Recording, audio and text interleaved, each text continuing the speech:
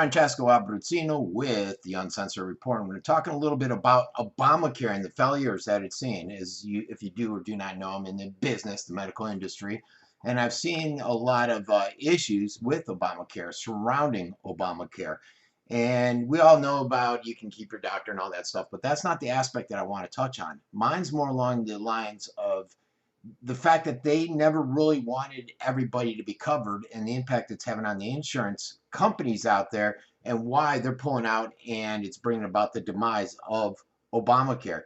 Basically, you got that Jonathan Gruber, and he came out again. He's that guy that basically said Americans are stupid, the stupid American, and we knew we could get this by them. And just the other day, he came out and he said, look, it's been a poorly kept secret out there. Obamacare was not designed to bring everybody in. And they knew that. They expected it to fail so that they could come in with some type of single payer system. Hopefully, if Hillary got in or someone that was more progressive. And there's evidence out there that Obamacare is essentially what we're saying on life support.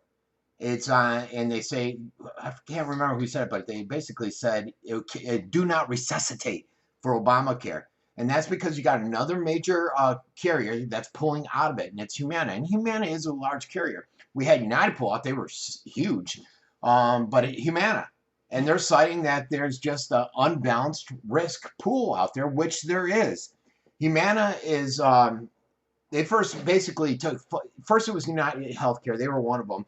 Humana basically pulled out of a couple markets, but now they're saying that's it. We're going full force and we're pulling out of the markets, I think in like 2 years. And it's bringing along a lot of people that are predicting that Obamacare is going to indeed fail. And it's due to the skyrocketing premiums and the fewer choices that you get. My premiums went up significantly. My deductible rates went up significantly. You don't have the choices that you thought you would have. A lot of doctors are saying, sorry, we want nothing to do with Obamacare. Well, now the insurance companies are saying, we want nothing to do with the Obamacare. So you got Humana that's exiting. They've already gotten out of three of the 5 major markets out there. Now, well, there's more than that, actually. Now you only have Aetna, who Humana just called off the merger with them because of antitrust issues, Cigna, and Anthem. And that's it. That's all that's left, folks. Like I said, they just got out of that merger with Aetna. Aetna now wants something like $13 billion. I think the agreement was more like $1 billion if they fall apart. And you have those remaining 3, which is going to limit the individual's choice even more. And will they stay in?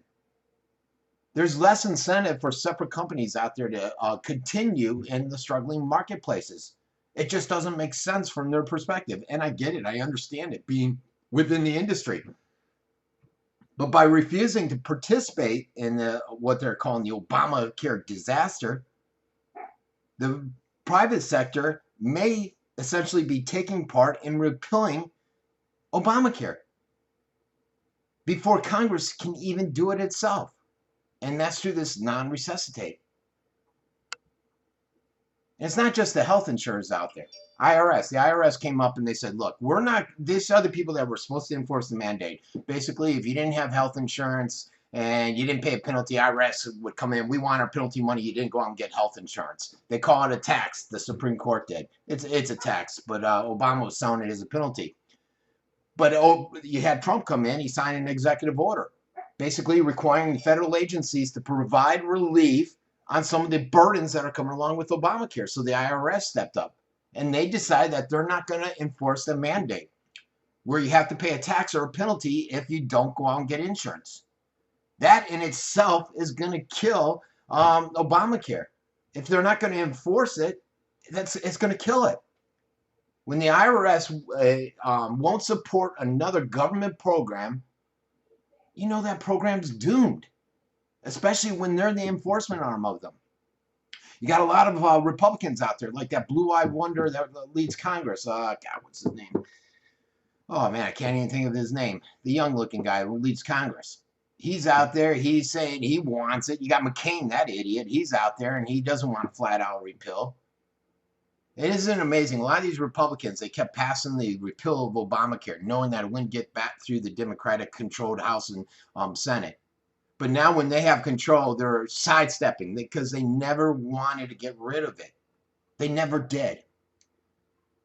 The McCains of Congress, though, they won't get their way, people. And they won't get their way without a tremendous fight.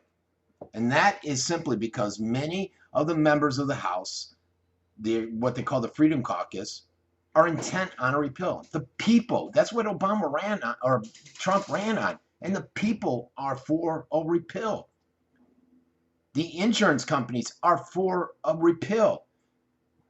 And I'm not saying take it all away. I like what Trump is doing in the fact that he's saying, look, we want to repeal it, but we want a plan. And we can't just repeal it and not have a plan. We have to have something ready and in place.